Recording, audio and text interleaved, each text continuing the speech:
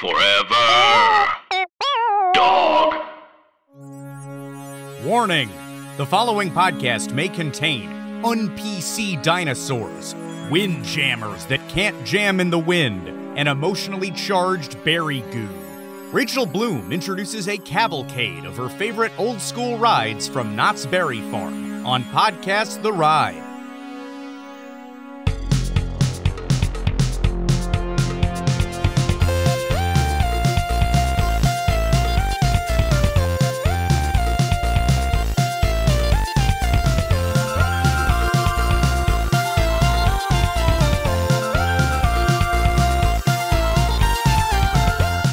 Welcome to Podcast The Ride, a theme park podcast hosted by three men who are extremely disappointed in the lack of ready-made grocery store funnel cake. My name is Mike Carlson. Joining me as always, Jason Sheridan. I have a lot of thoughts on that. You think it'd be like a take and bake pizza? Yeah, I do think it would be like a take and bake pizza. Okay. Scott Gardner, what do you think it would be like that as well? I guess so. I don't know enough about the but don't you need the oil and the vat? Like there has to be a big vat at some point. Yeah, there's a lot of machinery needed in a grocery store to make that. Mm-hmm. So yes, it would be that's why they're not doing it. I think it's because it just takes up too much space. But you're describing a version where we don't need a method at home. We don't need a big open vat of oil in our homes in order to finish out the process. Oh, I see what you're saying. It's not a take home. Oh, I see. Yeah, because what Jason proposed is, you would have to bring it home and make it. All right, I disagree with what Jason said. I think it needs to be made in the grocery store and you can take it home. Well, Scott voiced my concerns, is that, a big element of funnel cake is the hot, burning oil. So I'd be concerned, I don't think you could just do it in an oven. So yeah, you just have to get a big drum of oil outside. It's an outside thing. It's only if you have yards or patios. So you'll have and you have an artisanal pizza oven, maybe if you're wealthy or something, and now you'll have an artisanal big drum of hot oil. Drum of hot oil. It's like the deep fried turkeys that always go so well for everyone every Thanksgiving. There's so many wonderful videos of people going, wow, this is so safe and fun and delicious. Wow, let's post our success. Let's post a video of how well it went. Yeah. But let's bring our guest. We have very exciting topics to talk about today. You know her from Reboot and Crazy Ex-Girlfriend. Returning to the podcast, it's Rachel Bloom. Welcome back. My God. So thrilled. Hey, thanks for joining us again. It's good to see you again. Oh no, I just spilled a ton of green juice. Oh no. Oh geez, we're gonna have to vamp. Okay, so back to this. She's illustrated exactly what the problem is. If you can spill green juice at home, then a big open drum of oil. That's fine. It's why the industrial. It's why a more industrial kitchen like a grocery store. I think you would have to. You just want it to be available in more places. Yeah, because it's so theme park specific. 1 second. That's okay. Don't worry about it. Seems like it's going fine. No. We don't have eyes on it. We can't see the disaster. Only Rachel knows what she did. It was only a shot. It wasn't a full 16-ounce bottle, so it could be worse. It's also better that she did this here and not on a talk show or something. I think it's hard in a limited, in a 5-minute window. Where now 1 whole minute of it is gone cleaning up green juice. Here we can stretch. She can deal with this, and we can still have a big arty conversation. We're playing it like it's live. This is what's fun. I mean, it's almost like, we're trying our best, but Drew Barrymore would have a lot of fun with this. That could have been bad. Wait, let me close my door. So her family won't see. Drew Barrymore would have a lot of fun with this, and she'd be very reassuring. All right. Luckily, my computer was raised. I recently had fried my computer's motherboard by spilling hot sauce on it. Oh no! You've just been down this road, this exact road. Listen, I'm not the most graceful person. This tea's probably going to spill at some point. Oh, sure. Okay, we'll be ready for it. We love, you don't get a lot of physical comedy on a podcast, it being an audio medium. So we think nor should you. I don't know how funny that'll be. I enjoyed it. I hope as long as it wasn't stressful for you, we're good. No, it was great. I wish I'd given you more of a whoa, beep, beep. We can edit those in. That's perfect. You gave us ADR. We'll plug those in. Very Wacky Soapbox Racers kind of crazy Spike Jones sounds is what you just did. Yes. Nice segue. So yeah, we're talking about a whole grab bag of old Knott's Berry Farm rides. Yes, a delightful request on your end to say you want to talk about old Knott's Berry Farm stuff. You were after our hearts with that. Well, like I went to Knott's Berry Farm as much as I went to Disneyland as a kid. And you have these, I loved amusement parks from a very early age. I think we've talked about this. And I grew up in Southern California, which I believe you did too, right? I did, yeah. Yeah. But like Valley more so it was all a little further. Where were you again? Manhattan Beach. We were far. Huh. Yeah, that's not close to any of this, I guess. But I mean, sort of south a little more. I'm so jealous, though, that Knott's was in the picture as much as Disneyland. That's great. You know, my parents, I think, liked amusement parks. Also, they could tell how much I loved them. And I was an only child. So I didn't have a sibling to compete with of where we were going to go. And my parents just were down to go to amusement parks a lot. We had a year-long pass to Disneyland. We never had a year-long to Knott's, but we went quite a lot. And when you have these early amusement park memories, it almost feels like they were a dream, right? They're these deep memories, and no one ever talks about them again.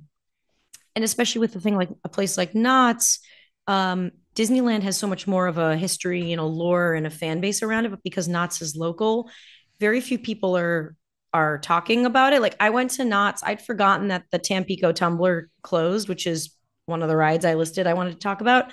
And I was just at Knott's with my friend Sarah, and I asked an employee, I was like, "Hey, do you guys have the?" Because I think it used to be called the Jumping Bean, but I was like, the ride where you go like, I forgot it was called Tampico Tumbler, and they had no idea what I was talking about. And so there's a part of you that thinks, did I make that up? Yeah. Was that a dream I had? Because when you're a kid, you kind of live in a half dream state, but I didn't. It existed. When everything in a theme park especially is like big and surreal anyway, and then memories get hazy. I feel exactly the same with Knott's, especially where, you're right that it's not like up until only very recently maybe are people like really listing out here's what all the stuff was. So like something like Knott's Berry Tales. I don't know if you got to do that or if that was gone by the time you went, but like I had the haziest, like maybe I went on a ride with bears and berry juice. And I also, this one's I'm wrong on, but I had the haziest memory for a long time that there was a Smurfs ride at Knott's.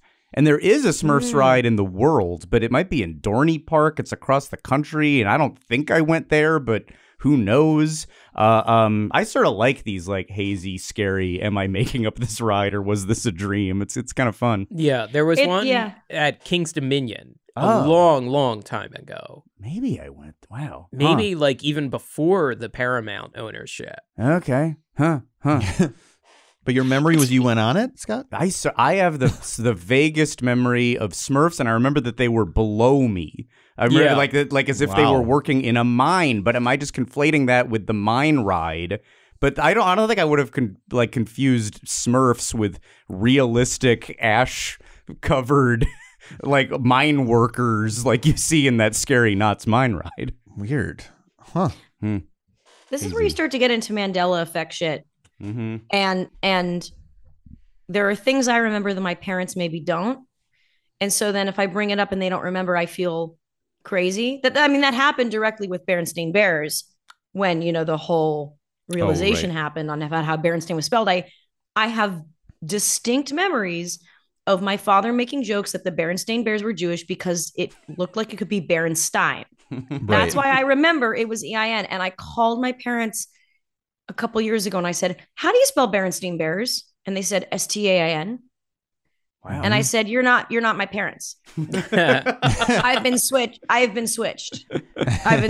not your real daughter. You're not my real parents. I belong back in the other universe, please." Wow. This is your Matrix. This is getting yanked out of the Matrix. Funny example to use because just like last night, I saw an image going around Twitter from one of the books that revealed that Mama Bear is 27 years old. Really? Yeah. No.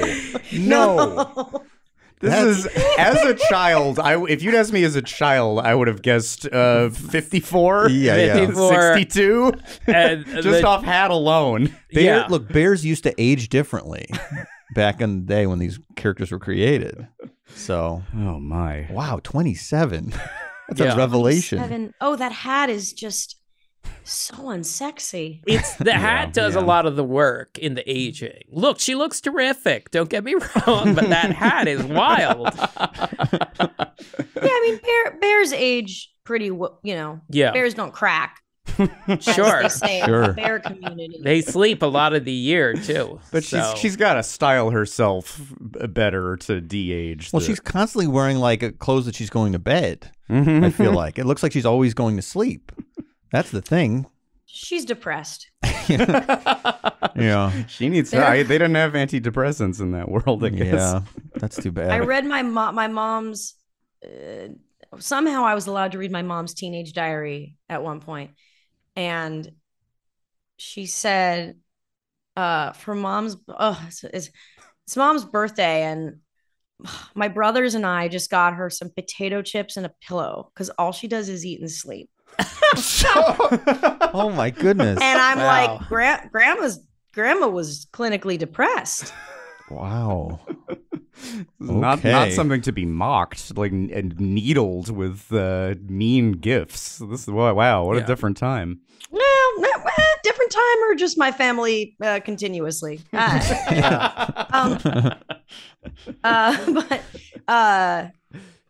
Anyway, has this gift been given since though? Has this been a generation? It doesn't sound like the word. Honestly, regardless of that, potato chips and a pillow. Jason, that's a good. Your next birthday. Both very practical. I feel like my family is very pragmatic. We all like and give gift cards, and it's fun to have them. I think they're fun. I always thought they were fun, and now I feel like people use them as like, oh, it's a toss-off gift. Yeah. I love a good gift card, and my parents. Okay.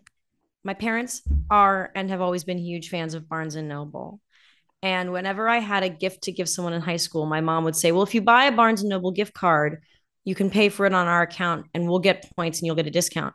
So for like all of my senior year of high school and maybe some of college, my gift to my peers would be a $20 Barnes & Noble gift card.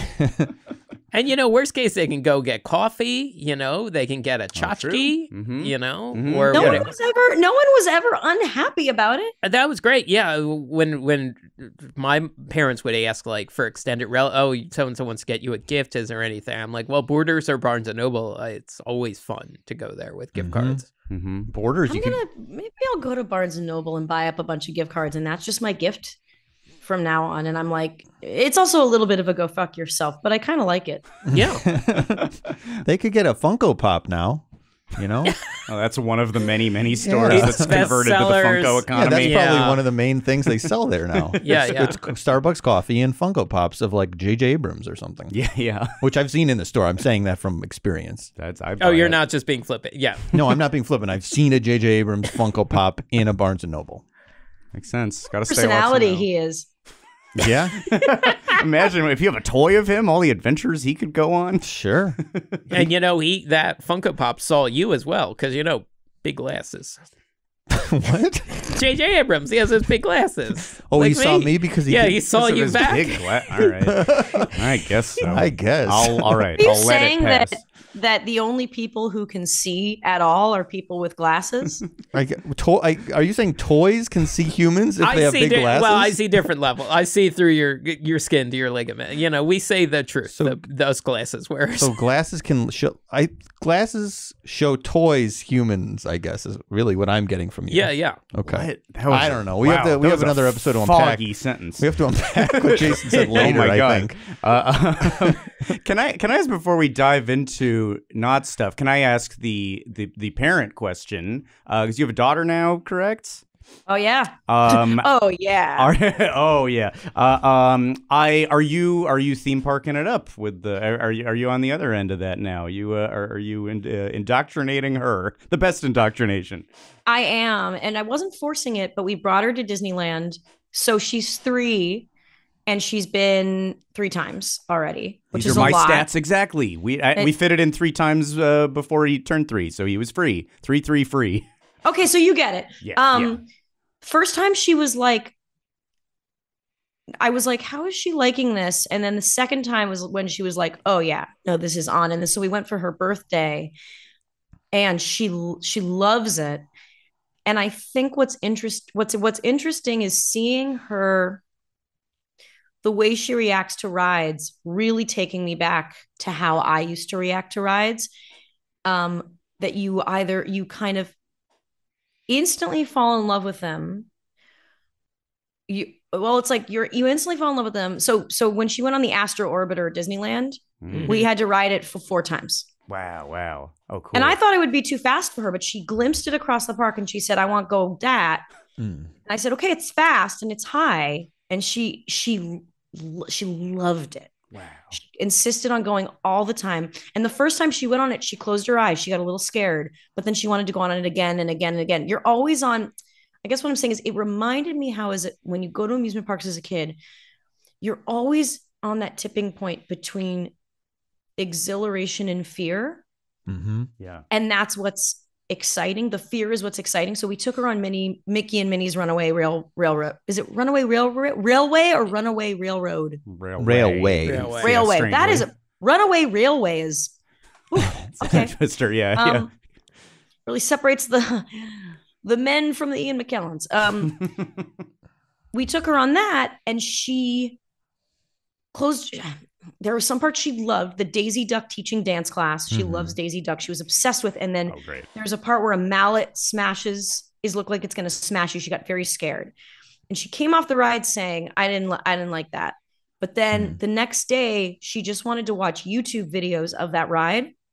Wow. And I remember that. I remember you're fascinated by what you fear. And I had that for years with upside down roller coasters. I knew all of the stats about big upside down roller coasters, but I wouldn't go on one. I was too scared. And then finally I went on one, which was Windjammer at Knott's Berry Farm. Right. That was my first upside down roller coaster because there was one loop, one of the rare upside down coasters where there's just one loop. It was very fast. I remember it. It was one kind of one quick hill going into a single loop. And it was like, once I crossed that Rubicon, I could go on anything. Wow. Yeah. That's a cool, I think that's the thing you can rediscover as a parent is the, theme park as Gauntlet, that there are, many challenges for all ages. These are things to strive to at 3 or at 8 or at 12 or whatever. Or at 37 or at, to 40. Yes, as a person who wouldn't go on Splash Mountain until several years ago. Yes, sometimes it never ends. Is that because of the drop? Yeah, that my biggest thing is drop, and especially it's easier for me to do a drop on a track where it still feels controlled, but I think something where it is pure gravity feels very naked and vulnerable and uncomfortable to me. The three of us are scaredy cats going into this podcast to start a podcast about roller coasters in some ways. We're scared of them. And Rachel, I should have brought this up. Last time you were on, you suggested, because I was going to Six Flags, that I do Twisted Colossus. That was your recommendation. Oh, really? And I did Twisted Colossus, and it was one of the scariest things I had ever done in my life. And the restraint, the harness also hurt me. It was uncomfortable. No, I'm so sorry. No, I mean, it's good. Again, you actually encouraged me to get into the a part of the Gauntlet that I had not gotten into. And when I go back to Six Flags, I'm going to do it again. I'm going to conquer it, somewhat conquer it next time. I'm hoping, but it was very funny because you did encourage me to do something that I was scared to do, like go on a crazier roller coaster. So thank you. I guess thank you. Yeah. Only you can decide for sure if it's a thank you or not. No, it was because again, it's I didn't like that. It felt like when I was little and I was like, should I go on the ride? Should I go on Big Thunder? And I loved it. Versus, I mean, I was scared, but I made it out, and that's part of the fun of going on a ride because you're like, am I going to make it out? Yeah, and I did. Usually, I'm glad I gave you that experience. I'm sorry the harness hurt you. I had that experience the last time I rode X2, at Six Flags, the ride was really bumpy, and we may have talked about this last time, but the ride was really bumpy, and it really fucked up my neck. And it was like and not even like well, it was fun, but I'm in pain now. No, it was a little bit like something's wrong with this ride. Like they need to smooth it out. They need to get the harness better. Like it didn't feel safe. Yeah. Like for my body. Like I mean the ride felt safe, but like for my body. Yeah. As opposed to, so I went on hang time at Knott's Berry Farm when I was recently there, which has replaced Boomerang, which was one of the rides that I remember. Hang time is intense and you have to keep your head back. If you don't keep your head back on that ride, you will get kind of fucked up. Yeah. But if you keep your head back, it's awesome. Yeah, we did. Jason and I did that one, and that one is fun. Like that one's fun. If you're once you get out of the complete, on your back. Well, you don't rising up part. I of feel it. like you didn't like the hang. You didn't like the looking straight down for a beat. I really didn't like the vertical. We've talked about this on the show, thrills versus chills. And chills, to me, is the sort of slow acceleration, the one where they're dangling you. Psychological. Psychological are chills. And I'm not as big of a fan of chills as I am of thrills. I like thrills. I like thrills too, but we also, you and I, at some point, rode Ghost Rider at Knott's, which is the wooden coaster that they... goes kind of around the marketplace and the parking lot. And, I've ridden a lot of wooden coasters and I just went on with my glasses. And like after the first few seconds, I was like holding them the whole time because it is so intense. I was so caught off guard by that coaster of like, maybe it's really good, but it's maybe one of the most intense coasters I've ever ridden. And I was not expecting it. No. Oh, that's really interesting. Cause when Ghost Rider, I love Ghost Rider so much. Yeah. And I haven't ridden a ton of wooden coasters because, I grew up here. So like there wasn't one there. There wasn't one at Disneyland. Knott's had this one, but it was like not great, and then Colossus was like a kind of very smooth roller coaster. Anyway, I feel like it's one of the great rides out there, but I can't tell because I haven't been on a ton of other extreme wooden coasters, but I think Ghost Rider is so good. Yeah. I grew up on the East Coast, so there was a good amount of wooden coasters, and I think in the Midwest there's even more. But it's like as a kid I could just take the bumpiness, like the intensity of that. But yeah, until I was like 12 or 13, I was terrified of going upside down. I don't know what I thought would happen if I would enter another dimension or something. But like, yeah, I thought I was falling out of the car. Yeah, when I was a kid, I thought, I'm going to go upside down and like I'm just going to fall out of the car. Like I truly just very fundamentally, that's what I thought might happen. Yeah, cartoons just imprinted on. So like your daughter, we were scared of mallets, anvils falling out of. Like the cartoon, the character goes in a loop and then falls into the car when it gets back down. You had an actual fear. See, for me, it was much more, how am I going to feel when I'm in that loop? Is the feeling going to be unpleasant? Is it going to be so intense? But that's interesting. A material fear of, I don't like, this shouldn't be possible. It shouldn't be possible, but yeah, fear of unknown for sure. Like, yeah, how am I going to feel? Is this really going to be, it's going to be like a tilt-a-whirl where it really like pushes on your stomach and you feel it? Or, yeah, what is it going to be? Upside down is, I think, kind of overrated in terms of, like, I think we all built it up in some way, and then it's not that crazy. At least to me, it's not like the craziest thrill in most cases. It's visually daunting in the way that, Astro Orbiter from a distance is visually very appealing, Yeah, it depends how fast you're going on the loop too. Because like I guess the loop is negative G-force, right? That's negative G's, and then positive G's is a hill. I don't know. Good question. I think positive G's are like the humps, the airtime, and then negative G's is the pressure on your head. As I've gotten older, it's not like I don't like it. I feel the same way.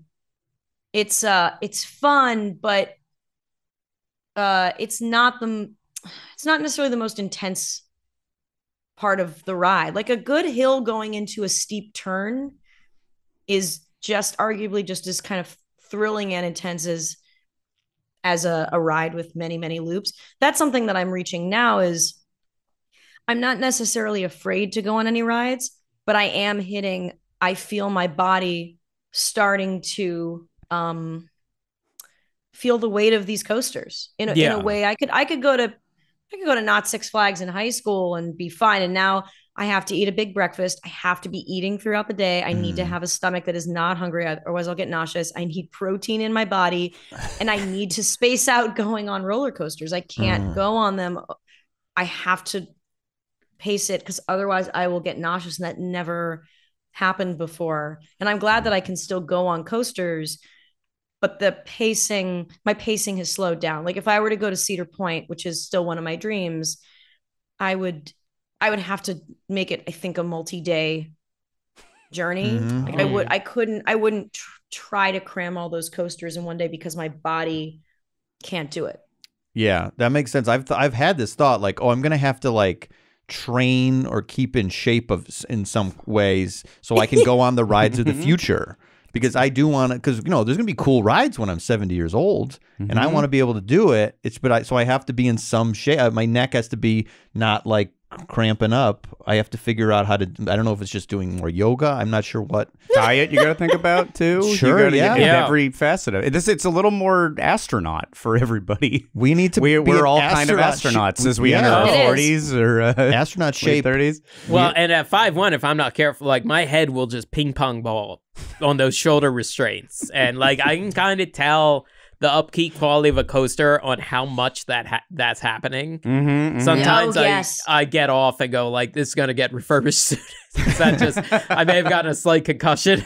Let me ask that's about... go ahead. That's one of my memories about Windjammer, which is one of the roller coasters. So Windjammer was, first upside down roller coaster I went on. It was a roller coaster at Knott's from, I don't know the years, but opened probably late 90s, closed mid 2000s. So despite being called Windjammer, it would close whenever there was too high of a wind. Yeah. it was a badly made ride that unfortunately replaced the crazy Soapbox Racers, which was, I think, a bad decision.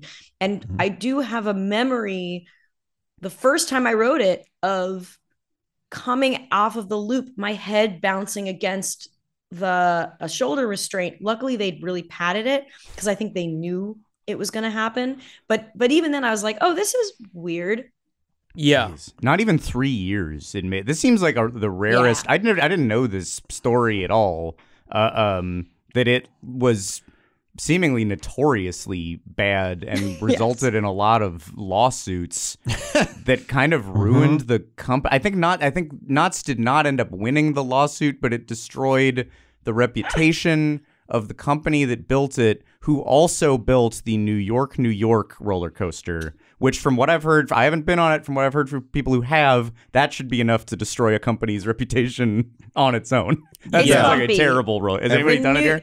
Yes. Yeah. It's bumpy, right? I haven't been on it in a little bit, but from what I remember, it's pretty, for a steel coaster, it's very bumpy.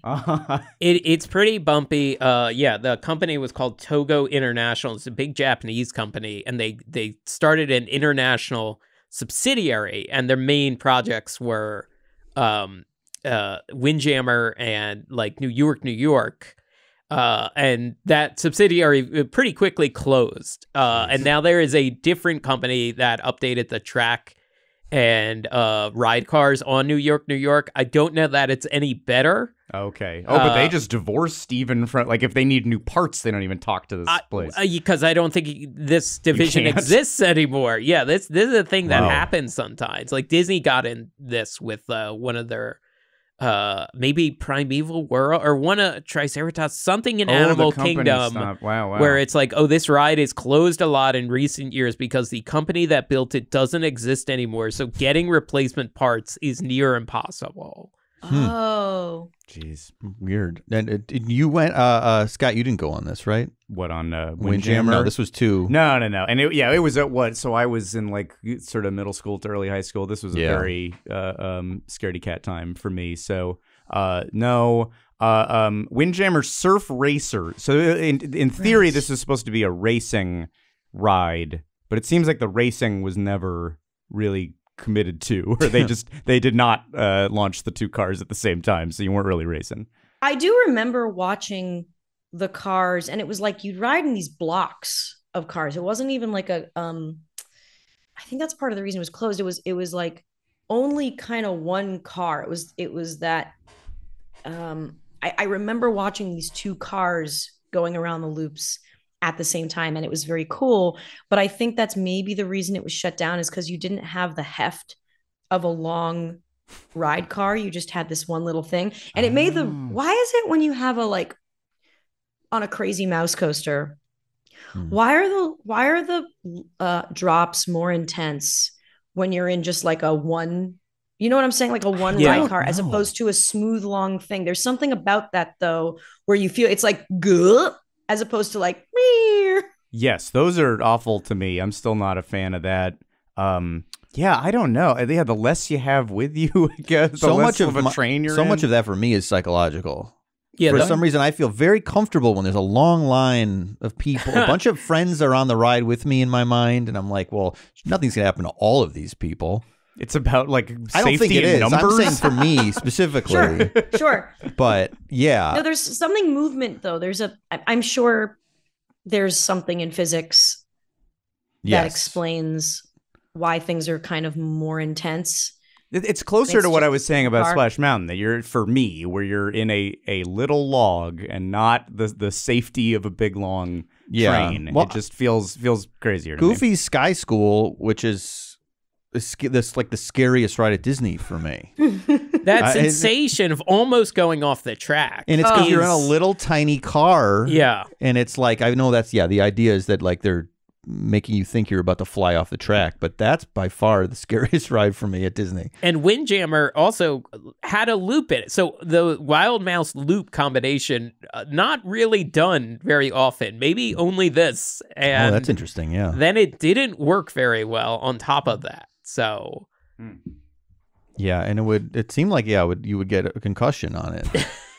So people sued because they got brain injuries on it? I don't know if any individuals sued. I think the Knotts was really unhappy. On the Wikipedia, I'm seeing that the fact that they couldn't operate during medium winds, that Windjammer jammed in the wind, Knotts called it an embarrassment. Yeah. Wow. And then they just left it there and didn't deconstruct it, but didn't run it for a long time. And also, I missed this one, that at some point, an apparel company, presumably called Windjammers, challenged the coaster's name, and they had to change it to Jammer for a while. Yeah, that's totally really funny. funny. What a combative 3 years. This is a disaster, seemingly. Yeah.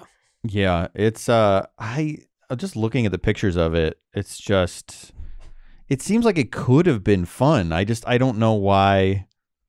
It was fine. I would say, like, on the list of things I'm sad aren't there anymore, it was like a pretty like not good roller coaster, as opposed to the parachute jump, which was awesome, and you still have the Knott's Tower with the sky cabin. Yeah. Mm-hmm. So I'm like, why not just leave the parachute jump? Yeah. Why did you do that? I'm not sure about that. The parachute, yeah, I kind of miss, when I wasn't paying a lot of attention to Knott's, I missed that they took out the parachutes, which I always associated with it, because you can see it, or you could see it on the horizon before you got into the park. Like, it's part of if there is a Knott's skyline that's iconic at all, parachutes are part of it. It was part of all the ads for a while as they celebrated 100 years. Like, those are back in the mix. Like, remember the parachutes, but it's been a long time. The beautiful Buena Park skyline. Yeah. Well, and the great part of the parachute jump was, and that's one of the home movies I found, like, the great part of the parachute jump is that it was the first intro to a drop ride that kids could have. Yeah. Because it was gentle. You were standing up in a cage, like, with your parents. So it didn't drop you that hard, but it just gave you a little sensation of what a drop ride was like. And it was super fun. So I should say, I went through, my mom years ago gave me all of our home movies. So my mom and grandpa both videotaped constantly. And I have 72 DVDs worth of home movies that my mom gave me. And at some point I had them digitized and I put them all on my Google Photos. So I have all of my home movies, including like home movies from like my dad's family in like the 40s.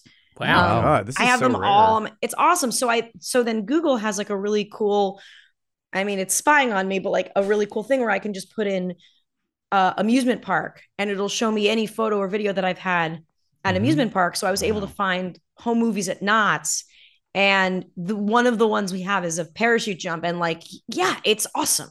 Jeez. Yeah. Wow. Wait, do you have it? Can we see him? Yeah, Or I is do. it- Yeah. Do you want me to share my screen? Yeah, sure. Please, yeah. Here, we assume technically this is fine. Yeah. Okay, great. All right. So this is me, my dad, and my friend Dallas on the parachute jump. Where the cage? Yeah. Bye. Oh my Wow. God. I thought you were in the line. That looks like a line cage. That's interesting.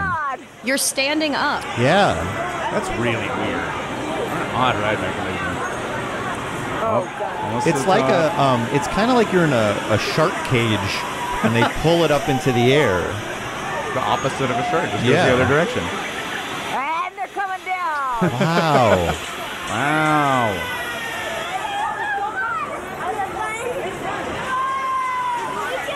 You on the left or right? Where are you? I'm on the left of the hat. Well, you're happy. You're talking already. You're reviewing it. So it was once up and one down.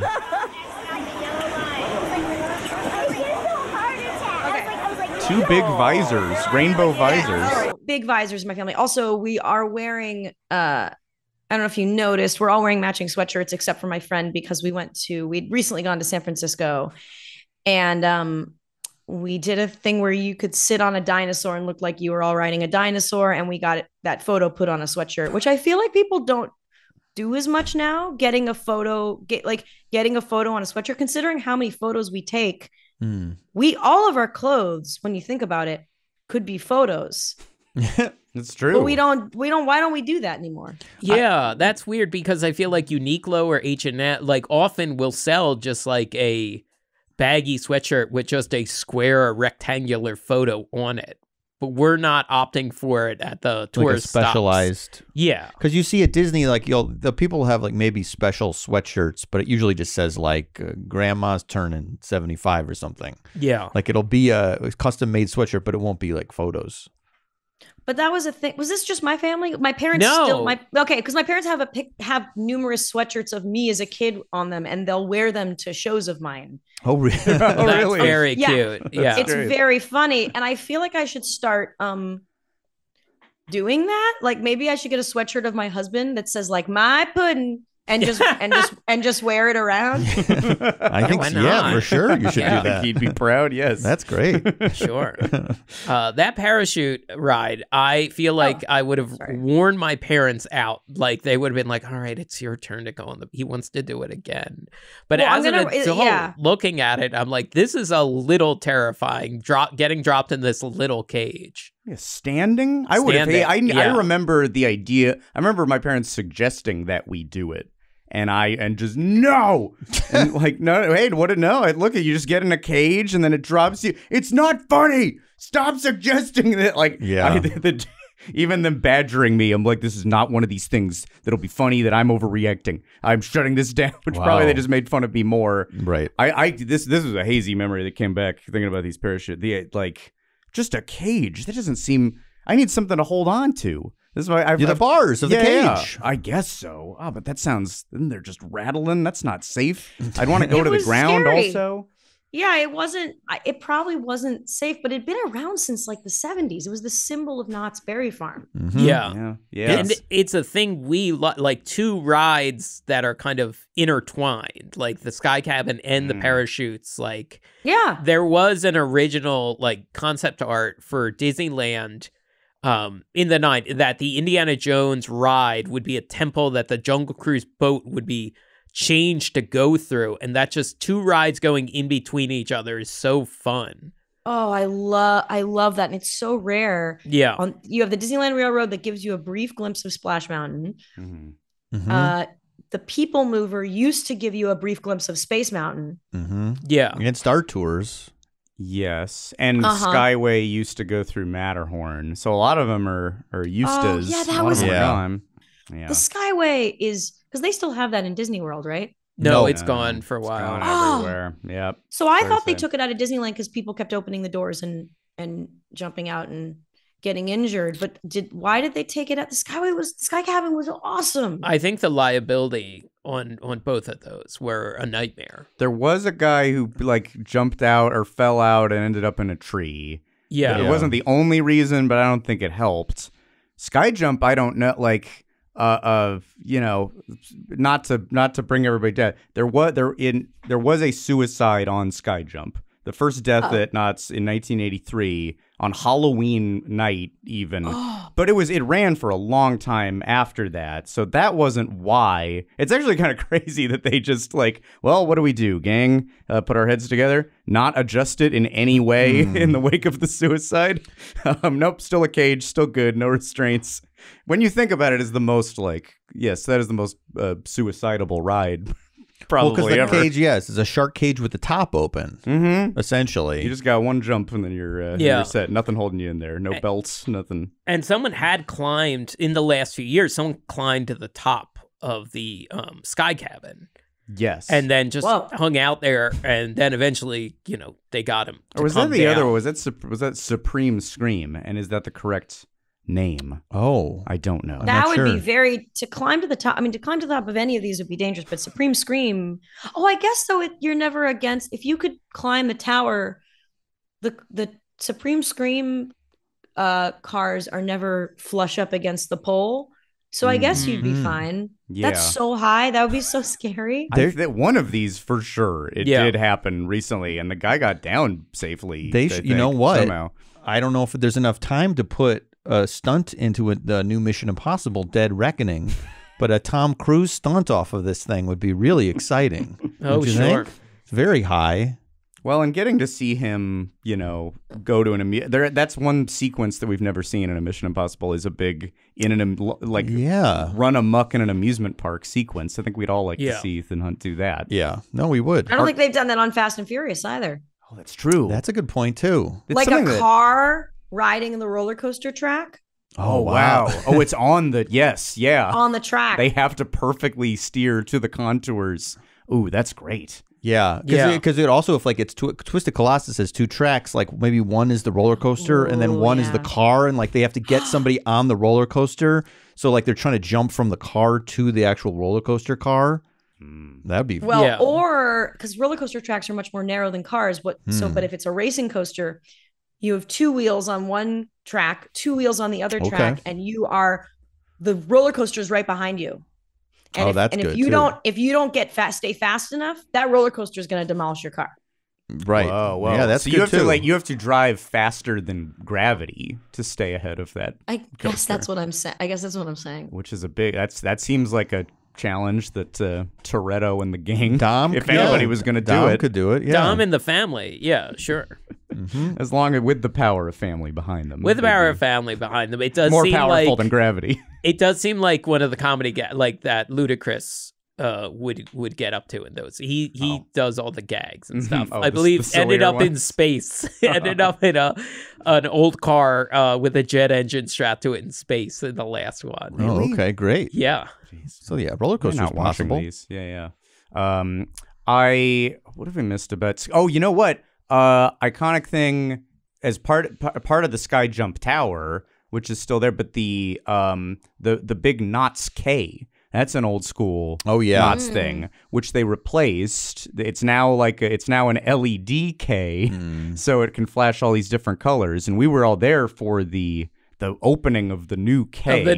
What a moment. We were there. We saw the K turn on. We didn't go on any rides. We just saw the K. But I that's awesome. It was special. Well, that was like things are starting to reopen post-pandemic. So truly, like a K turning on was like tear-inducing. Well, I have an insane email because I know the Knott's PR people, because one time a bunch of us in Crazy X like went to Knott's for free. Oh, I have an insane email I sent. Oh boy, this is probably July 2020.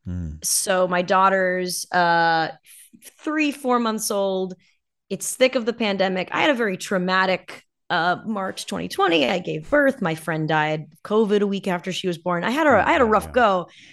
And I have an email that I'd sent to my Disneyland PR contact that says, hey, I know the park is closed, but I have to imagine that you guys are running the roller coasters.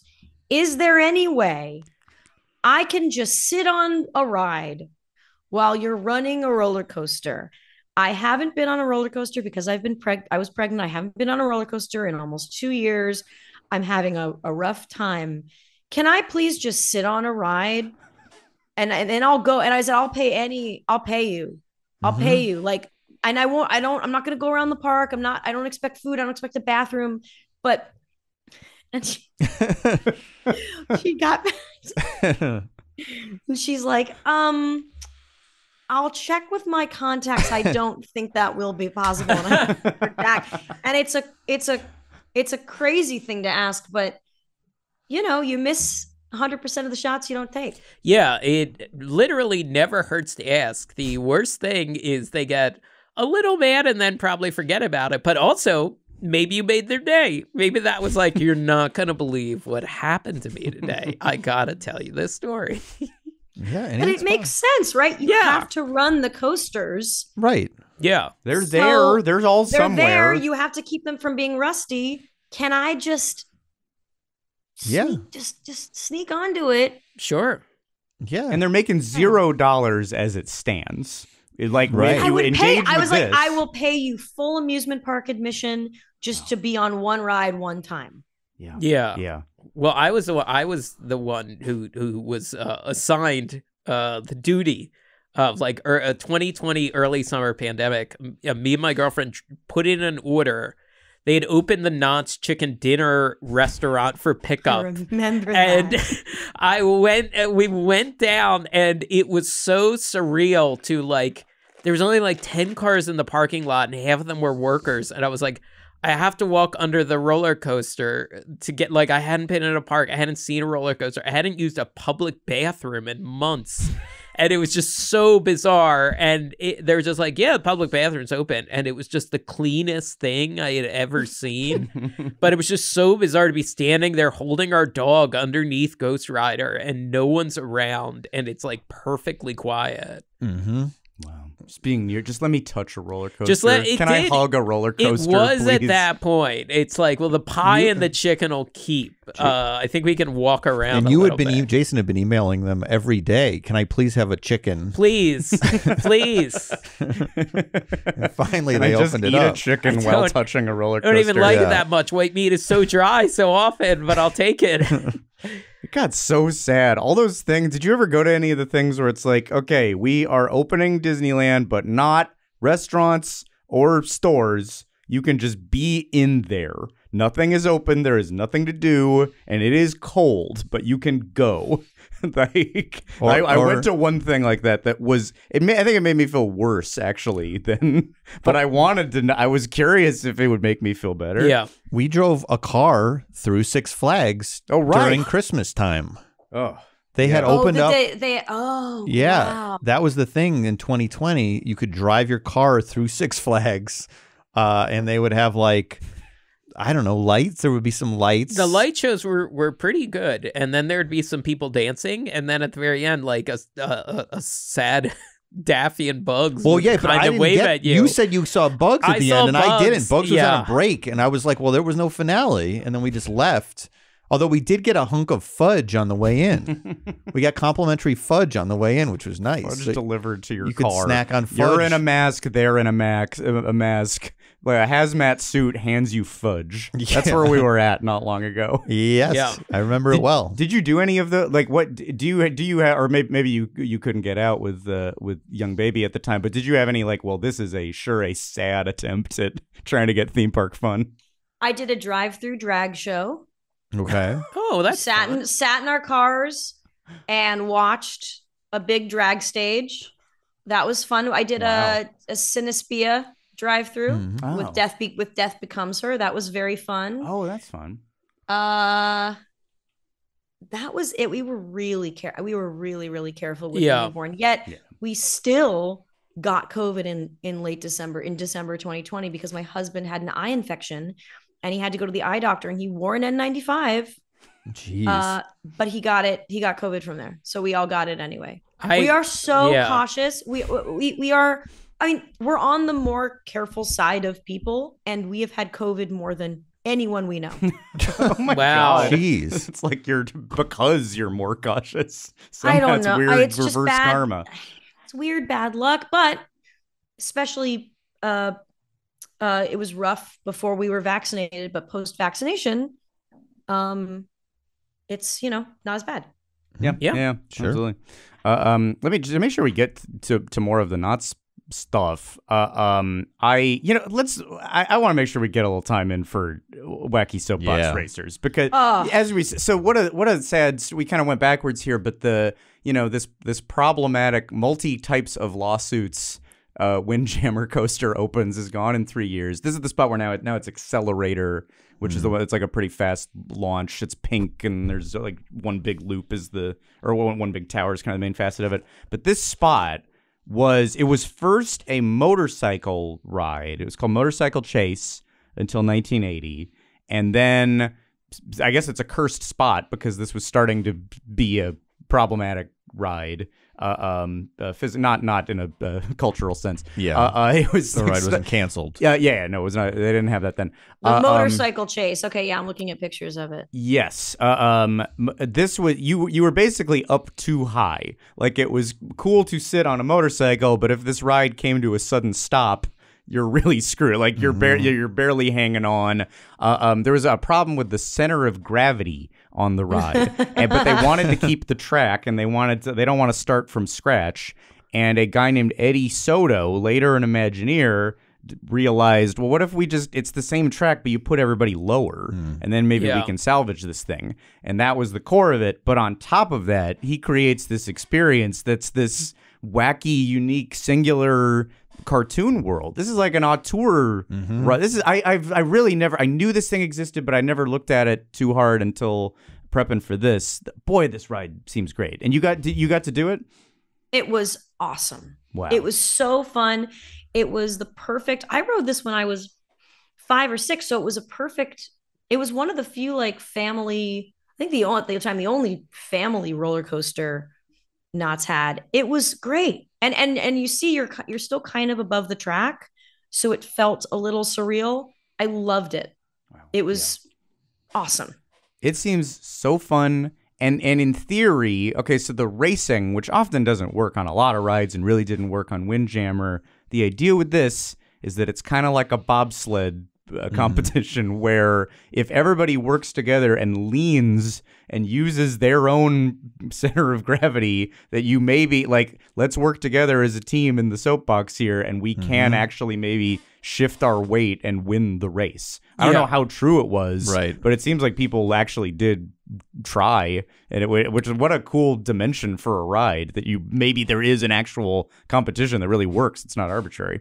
Yeah. And tons of painted original characters. I think there was some animatronics too. There was an announcer animatronic. Yeah. Of like these animals, and cute lions and bears and stuff, cats. It did remind me too of the Warner Brothers, or not Warner Brothers, the Hanna-Barbera. That show was just called Wacky Racers. Yeah. So very similar concept, but like this is a whole universe of characters exclusive to this ride, and I think this and Berry Tales are the ones that I hear most about. Like, oh, there's commemorative merch. There's a very thorough, Eddie Soto has a very thorough Wacky Soapbox Racers website, like memories website. Check this out, Rachel. WackySoapboxRacers.com. I have never seen such a complete archive of a website from the people who actually built it. You can see like people painting and prepping all the characters and what the old ride looks like and why it didn't work and how he fixed it. And you keep scrolling and more pictures appear. What a great site. This is really watching the ride. Yeah, you bust through the doors. Oh, yeah, this is really... Yeah, doors fly open. It has that kind of madcap, like the Mr. Toad kind of deal. You know what? I was saying about, Rachel, I don't know if you've been on the Mario Kart ride yet. Not yet. We all maybe don't like the ride. Maybe we can just be as simple as that about it. Don't feel the best about it. The racing feels arbitrary, and it doesn't, and it's very slow. And they're trying to make the race nature of it all happen in the goggles that you're wearing. The AR goggles, yeah. And I had been saying, is it a wild mouse? Is there some jankier way to feel more like Mario Kart? I think this is it. Yeah. This seems more Mario Kart than the Mario Kart ride. Yes, for sure. This is, you were kind of mentioning it, but like, this feels like the one of the pieces of Knott's identity, basically, that went away when they started like because it's original. It's original kind of IP. It's like original lore, right? And the Berry Tales was that way too. Now they've brought it back in a lesser version. Yeah, we never talked about it. We never did an episode about it, which might indicate I don't know. We liked it, but I liked it. Have you done that, Rachel? The new Berry Tales. It's like a shooter. We're shooting pies. I haven't.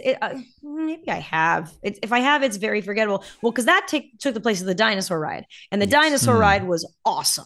Yeah. And that also had its own IP. It had its own animatronic character who was a doctor that was like, and I remember he'd go, we're going back 50 million years, and it was this character. It had its own story. And any ride now that has its own story has been taken out in the place. Well, I guess Berry Tales is its own IP. Yeah, and they brought that back. But like the only way you're getting not IP in a theme park is if the theme park can't afford IP. Right. So we need our cheap parks. We need Knotts to have no partnerships with anything, or else we don't get these delightful original worlds. The stories on a lot of these, and I had kind of heard versions of them over the years, but it's like, it all depends on like how well the park is doing financially, who's in charge. Like eventually when Cedar Fair buys Knott's Berry Farm, the guy is in charge and he makes an effort of like, we're going to put in dark rides at all of these parks. And I only learned this from an Expedition theme park video when Cedar Fair bought Knott's Berry Farm. That was their first time running a year-round park. Oh, wow. That had never occurred to me, because all the other Cedar Fair parks are in places with cold winters, so they close, for parts of the year. But Knott's is open year round, and he kind of like committed to like, let's get some dark rides in there, let's revitalize the ones that are in there, and that was part of the big change. Eventually, the family, the kids, the Knott's kids sold off the park to Cedar Fair, and then Cedar Fair they know roller coasters, so they start putting in that stuff. And then eventually when this new guy takes over, that's when you start to see a lot of revitalization efforts at Knott's. Oh, sure. Yeah. The personality, put it back in. Yeah. And yet, the Kingdom of the Dinosaurs fell into the crack. Like, I didn't realize this thing, they just let it rot. They stopped running it. Yeah. And then people just started going in there and stealing stuff or like breaking parts of it. Or like, it's awful what happened to this. Brett, can we see it? I think I sent an ad for Kingdom of the Dinosaurs just to go back to the to happier times, which imagine like it is 1987, I believe. And you were like, this is probably the beginning of kids being obsessed with dinosaurs. It's like, I don't know that exists as much before the 80s. Oh, wait, they're not this one, but although, while you have it open, this is another, I like this clip too, which is, weirdly, I played a part of this years ago. This is I don't know one of the hosts, but the other one is Gary Owens from Laugh-In. I recognize him. And they were hosting some dinosaur show, and they went through the ride as part of this. But I didn't play this moment from it. Just pay close attention to the animal that they point out on the ride. A sloth! There it is. Hey! A three-toed sloth! Yes.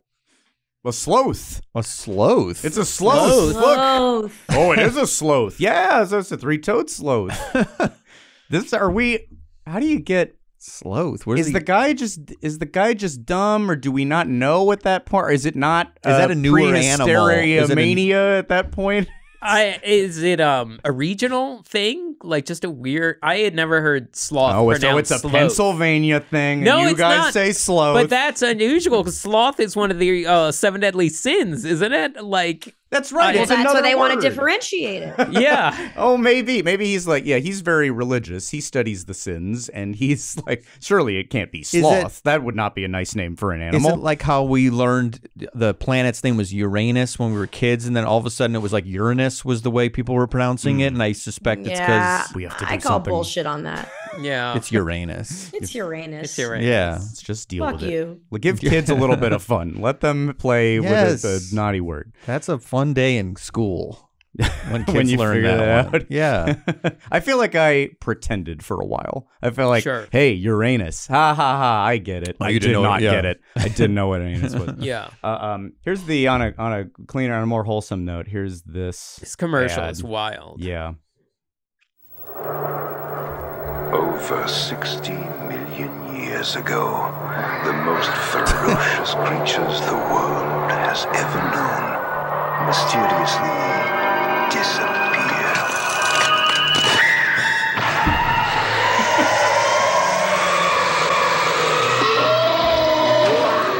Back, introducing Kingdom of the Dinosaurs. Mom, guess what's in Knott's? That's that. Oh, Thank you, that's Cow very Missing, for that cute. video. Yeah. Imagine seeing that in that year if you're a Frady Cat kid. And the ride does not reflect that like fast cutting psycho scream No, and the kind ride of part. wasn't that.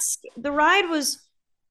When I went on it, it was we're going back in time. It wasn't scary. It was look at these amazing dinosaurs. Yeah. Just very, very gentle, calm, like sort of an eerie air, but then none of the dinosaurs do anything actually upsetting. So that's a bit of misrepresentation. One of them said off-color remarks. Right. But if you just plugged your kids' ears. Yeah. Yeah, it was very just for the weird. parents. Suddenly, like at the end of the ride, the T-Rex was like, "Women can't drive," and it was. Everyone's and then they took coming the out picture. of the door like confused. Everyone's like the very end of the ride. Did you hear that too? Hey, a comet's heading for us. Well, I'm probably whipped by Uranus. There's a shirt. They put that on a shirt though, that in the retro merchandise. Oh, There's sure. A dinosaur saying women can't drive, and millennials wear it now, ironically. So. But all the ride operators are instructed to say, "No, I didn't. no, hear. I never no, I heard- didn't hear that." No, You're they crazy. roar. Dinosaurs roar is what they do. I don't know what you heard. Yeah, I guess they're just so amazed. You must be the crazy one. Every employee is gaslighting everyone. This is the origin. This is the first gaslighting ever done. It was at Yeah. Knott's Yeah. Berry Farm. It was that movie and then the ride. 30 years They took later. the baton or and so. ran with it. This was. Well, I do really quickly. I look. Home movies are mostly boring, but I do want to just play you one more thing that I have, Sure, which is yeah. on the old roller coaster Boomerang, which is where Hang Time is now. Boomerang, which formerly was Corkscrew, and then they changed it to Boomerang. I don't know if it's a different ride or if they just gave it a new coat of paint, but this was like the only multiple upside down roller coaster at Knott's. And in 2001, when I was in 8th grade, I somehow got my dad to go on it with me. And my dad had been on upside down roller coasters, but he was getting on in years. I have kind of an old dad. So my dad was born in 1945. So 2001, he was he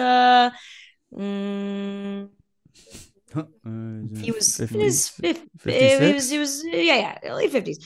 So I do want to just play you my dad's reaction after going on Boomerang because it's very funny. Oh, so good. this is all right. So this is us here. It'll be, you can edit around the boring stuff, sure. but it is quite fun. All right. Not enough clips of parents. We've Yeah, done that's true. Surprisingly little. Besides right. your song with your mom, like. That's true. All right. Can you see? Yeah. All right. So here's me, my dad. All right. Let's see. Yeah, why do you ask right? Okay. Sorry. I should have Biting gone. his nails. Oh boy. So we're joking, huh? He said, have they changed Boomerang? Anyway, I'm going to sign off now. Okay. So my dad and I go on Boomerang. My mom is filming us on Boomerang. Let's see how much you can see. You can't really see much.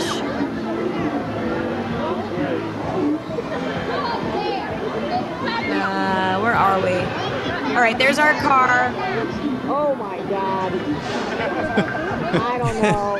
I would never go on this ride. Did mom always sit it out? Did she sit rides out? Yeah. I mean, She's never been on an upside down roller coaster. Oh, okay. No, I have to. So you can kind of see us. Yeah. Oh, there you are. Hold Yeah, on. you just looked it up.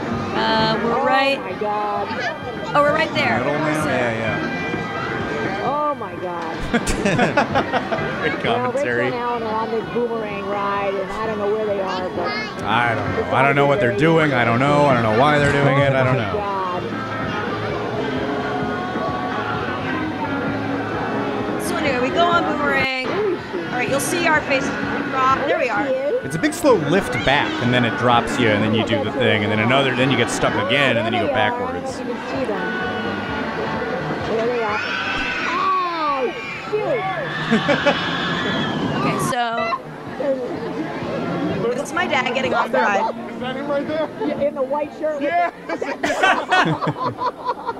Oh. How is the person I remember it?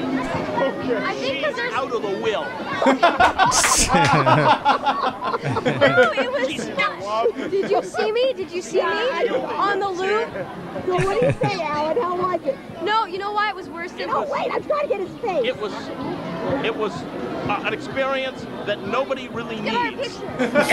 Unbelievable. They take you up, they shook you up, they took you down. They did, oh my God. I'll never be the same again. Okay, bye. Bye. So that's what I wanted to. It's an experience that no one really needs. Is like kind of a great way to sum up roller coasters in a way. Yeah. If you look at it, why? Why would anyone do? Why would anyone do this to themselves? And I think, and then later in that movie, I get the camera and I'm like, Dad, and I'm like being playful, and he's like, I need to get home. He's clearly nauseous. He's like, I need to get home. Oh, Stop no. filming me. Wow. Oh, it was He's real. kind of in like a bad mood. Yeah. And he wasn't kidding about the will. This you guys have revisited this once a no, decade. I'm out. And I'm out. he meant it. Man of his word. He said it with a Yeah. smile, but he means business. I mean, there's a few great things about that footage. One, your dad's reactions are so good. Like, you can't script lines that good. The other thing is your mom, like, the camera's a little shaky, and then she finds you guys in the car, and she perfectly captures the release. She perfectly captures the drop. Mm-hmm. She killed it. Yeah. And I don't know. I love home. Like if I love watching home movies of my own, I love watching other people's home movies. I just think, what an amazing time we live in that we have ways of documenting. We have primary sources of our lives. We didn't have that until really recently. Yeah. Oh, yeah. Oh, in the grand scheme of humanity. Yes, really. That's what I'm saying. How lucky we are. It's crazy. And then it shifts in the fun of like, here's 2001 DV versus like old 8mm or whatever. We have the last, fun. and we're like the last, we're the last people that will have like old looking stuff, old looking video. Like, in the future, like our kids are like, have like perfectly clear videos documenting so much of their lives now. My kid's life fully 4K. A 4K life. It's only going to grow 20K. Yeah. I have a 50K. photo. Yeah, I have a photo of my daughter, like photos every day in very high quality. But like, I think it's fun that all our home movies still like kind of feel like the past. And I guess photo resolution will get better somehow. So maybe what I'm saying will be wrong in the future. I like the I feel like how grime. the 80s and 90s did, which is, I don't know, just a little bit janky. Yeah. I like that our when we were kids feels like old. I like that. That's fun. Yeah. That's what I'm saying. We're from an era. Yeah. Takes a little pressure that it's not like totally crisp like the evening news now. Like our phone is the same as like some films or some like broadcast TV. But like doing this show, like combing through YouTube like home movies, I'm so grateful for them. And it's so cool to see people like loving these attractions and stuff, especially for ones I never got to do. Yeah, really. No, and it's kind of neat that it's like archaeology, that there's not like the crispest footage of Wacky Soapbox or Kingdom of the Dinosaurs. But especially because both those two have similar stories of like towards the end they let it go to rot a little, like they didn't keep it up. But then there's other ones like Boomerang stuck around till 2017, so you can find HD footage of it, which is surreal. When did we go? Was it 2016 for the first time I went? Was 2016 maybe? No, this was before that. 2014, I think. 24. Was it that far away? So I did Boomerang, and I think it hurt. I'm pretty sure it hurt my neck. Heads up. Like it really felt like it like compacted my neck, my vertebrae. And I hated it. Yeah. Maybe like one of the worst rides I ever went on. So you're in Rachel's dad's camp. Yeah. I was not, so I probably just was like going, afterward and not saying anything funny though. If I could, as we're winding down, I have a couple of clips I'd like to play that, and especially like to get your thoughts, Rachel, as a musical person, a musical fan, because all of this is music oriented, and we skip through some different like shooting eras as well. I know when we talked about Knotts many years ago, I showed they made employee music videos every year. In the late 80s, and I had showed an I Love LA, I remember, but I don't think I showed this one. Brett, we just call it Employee Song, and I'm a fan of this one too. And it's the production value is kind of crazy. Like they got a real crew to come film the employees singing and dancing. How many jobs is that true of in 1989? That's a good point. Okay, not very fun. Ghost Town. Roaring 20s. Camp Snoopy. Fiesta Village. La Sencha. Bigfoot.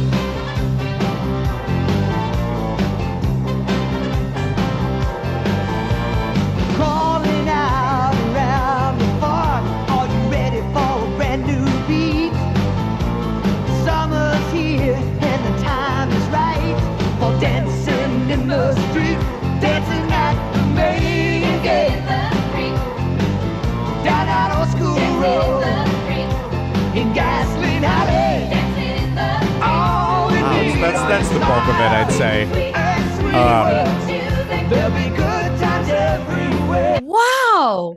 Yeah, look at that. The spirit here, and this fully committed to. And that's just internal, or is that for the public? I think that's internal. I think that was for a summer party. Which like to get to light it. Those are camera moves in that. Those are like that's a production value. They got a drone somehow before. The first drone. It's that's amazing. That's pretty great. That maybe speaks to the spirit that was around there at that time. And then you got this, and this is just camcorder.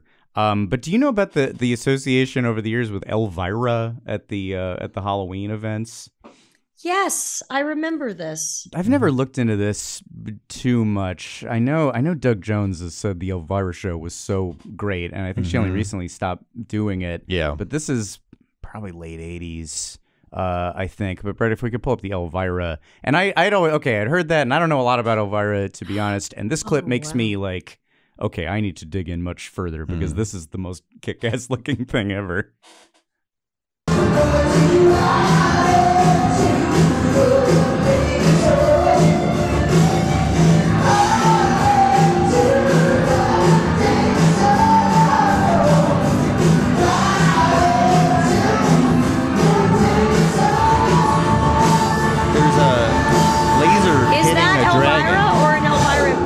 No, that's her. That is her. Yeah, she really did a bunch of shows every year at Knott's Berry Farm, and in this case, a big dragon head in the back. He's getting hit with a laser. Yeah, laser's like carving up the dragon, like trying to kill it, trying to blind it. Yeah. She was really big, and it was one of my first.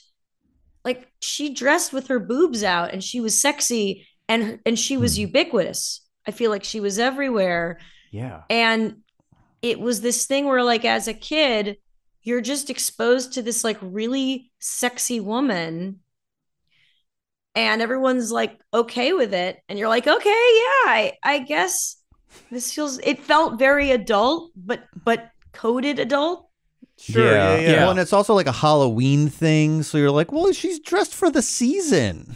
Yeah. That's what's like I feel like maybe that's part of it as well. Maybe or that's my headcanon for it. I don't know. The overlap between spooky and sexy is very confusing as a kid. Yeah. Did she start the correlation between the two things? Now I just want to go on an Elvira deep dive. Yeah. I've only done that. I don't know anything. I've never seen that movie. I've seen the movie. I just read she's a lesbian. She's been with a woman for, her name is Cassandra Peterson. Yes. Cool name. Yeah, I know a little Elvira stuff. I've seen the movie. She but made I a good should go ad more for in that Universal Halloween award show. Yes. You could come party with her at Universal Studios if you won the beer contest. She's probably, I would guess, the most famous horror host of all time, which is a whole genre of performer that I'm pretty obsessed with, which includes like Svengoolie and going back to many different people like Paul Thomas Anderson's father and stuff, and the great Ghoulardi, of course.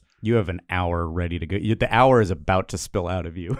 I would love. It's at the end of the episode. Many parties. I know. I want to talk about it. You really do. There's a certain hour where you leave Mike. I'm going to go get another drink. You come back and he is talking about Ghoulardi and Svengoolie. Graduate school thesis about horror hosts. We do need to do more Elvira stuff though in regards to Knott's Berry Farm. I want to know about this dragon show. Why is the dragon there? Is the dragon an enemy? Is the dragon a friend? Yeah. Does Elvira have the dragons. Come on, the dragon's a friend. Yeah, that's true. It's a Munsters situation. Probably. Yeah, it's probably a pet.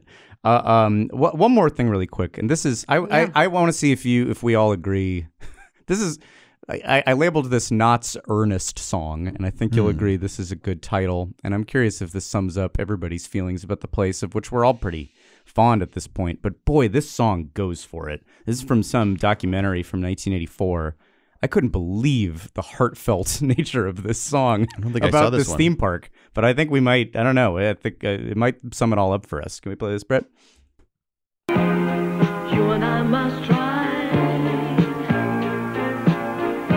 Start up a new life somewhere. Watching parachute footage. To be a part of the land and sky. If we're worn out, broke down, tired and hungry, pride in ourselves and a love for the country, not very far, not very far. Then there's the slow shot of a bunch of berries barely lit. Jason, are you okay? Jason's not going to be, he's going to get too riled up here saying those berries. This little part. No mistakes, no regrets. Together we can make it all the way. This is the most emotional song I've ever love it. heard. That is a song. That is a Scott Gardner song. I feel like that has enough. That has enough chords. Like the chord changes are like your chord changes that you like. So they're many a little bit unexpected. And lots of a like lot of them. synthy noodling. It's very 70s. I was trying to place what that is musically, and I think it's somebody trying to place a song on a Wings album. I don't think they accepted it, so you had to rewrite the lyrics and make it about Knott's Berry Farm. Okay. Something kind of Carpenters-y about it. Yep. Yeah, a bit, which I'm a huge Carpenters fan, like the earnestness of it. Yeah. I mean, this song is, at this point, that song is how I feel about Knott's If Berry that Farm. didn't exist, you would have willed it. That harmony blast is crazy. Your sheer force of will would have made that reality. If that song didn't exist, Yeah, it would have yeah. just come. If I could use fully AI for formed. good, I would use it to create that. Maybe I did somehow without knowing it. And then that whole no mistakes, no regrets. About what? Seems like she's trying to get someone to have sex with her at Knott's Berry Farm. Maybe so. Yeah. All right. Look, there's this parachute ride, and we got about look. There's nothing in the way. No harnesses, no mistakes, no regrets. We can get up there, have sex really fast, and then drop, and that's a great experience. Or it's more innocent that she just wants to split a pie with someone.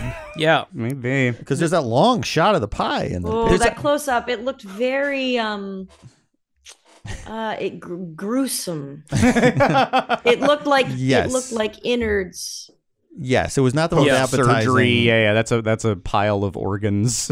Yeah, for a really intense surgery. But that looked good 50 years ago. Yeah. That pie looked good. There's another part where not long after it, there's just a shot of a dark vat, just kind of a dark purple vat spinning around as the lyrics are like, "We can climb to the sky.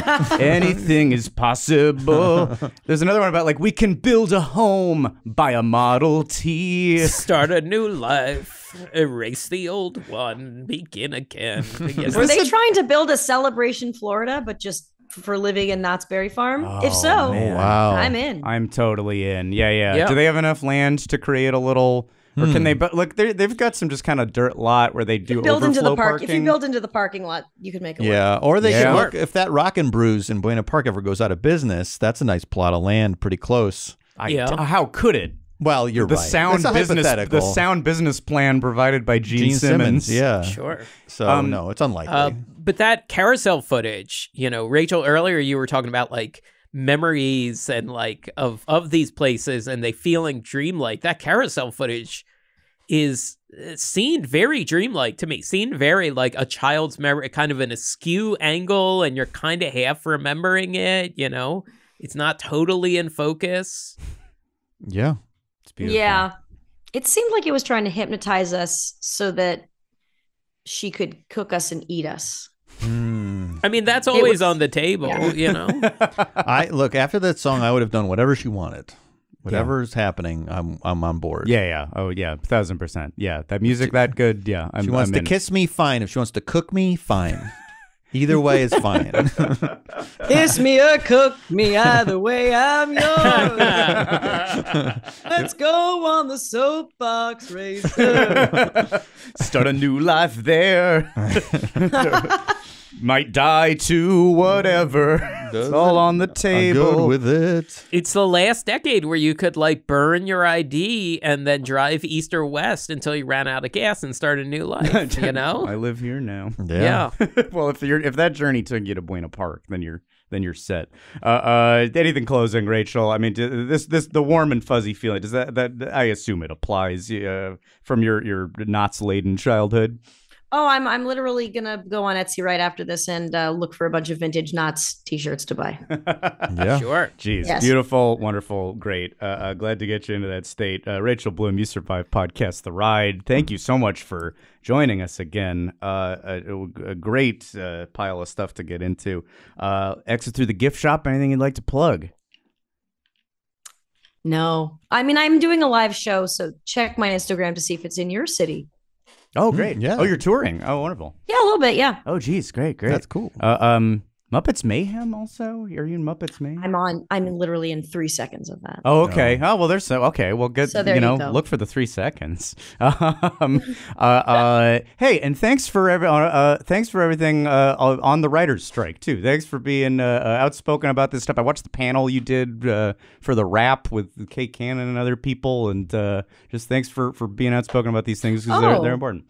My pleasure. Yeah, and it's also like I don't know where we're at with shouting out things because there's been a general lack of talking about, okay, well, how do we make the studios hurt the most? Where's the line? So it's confusing.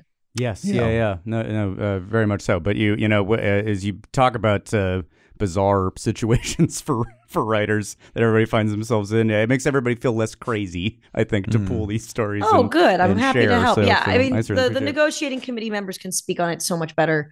But yeah, it's a wild time. Yeah. No kidding. Well, happy strike to you. Happy strike. Happy strike. And hey, as for us, thanks Brett at Forever Dog for producing the episode. You can find us on the socials at Podcast The Ride, merch in our TeePublic store. But go buy some Knott stuff instead. We'd all like to see that logo. Very thorough store website, Knott's Berry Farm. Really? Like right now, currently, I the didn't know marketplace has a store. Yeah. Oh wow, good for them. They should. And for 3 bonus episodes every month, check out Podcast The Ride, The Second Gate, or get one more bonus episode on our VIP tier, Club 3, where we talked about Berry Tales a while back. That's a fun companion to this. You will find all of that at patreon.com/Podcast The Ride. Knott's Berry Farm. I'll do anything you want me to do. Swallow me up. I am yours. Beautiful. Yeah. Forever Dog. This has been a Forever Dog production. Executive produced by Mike Carlson, Jason Sheridan, Scott Gardner, Brett Boehm, Joe Cilio, and Alex Ramsey. For more original podcasts, please visit foreverdogpodcasts.com and subscribe to our shows on Apple Podcasts, Spotify, or wherever you get your podcasts. Keep up with the latest Forever Dog news by following us on Twitter and Instagram at Forever Dog Team and liking our page on Facebook.